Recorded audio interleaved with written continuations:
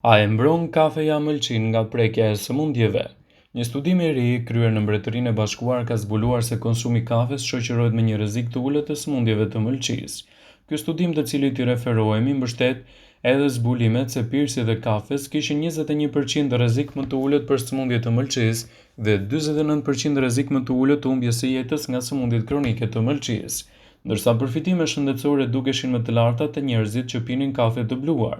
Sipas studiuesve, kafeja e bluar përmban nivele të larta të disa përbërësve që mendohet se mbrojnë nga sëmundjet e mëlçisë.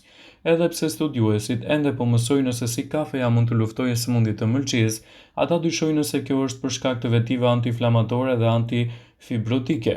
Ato thonë se kafeja mund të përdoret si një mënyrë e përballueshme për të ndihmuar në uljen e rrezikut të zhvillimit të sëmundjeve të mëlçisë. Ky studim shton provat në rritje se kafeja ofron përfitime të mira për shëndetin e mëlçisë, por për çdo ndryshim të mundshëm në shëndetin tuaj duhet të konsultoheni patjetër me mjekun përkatës.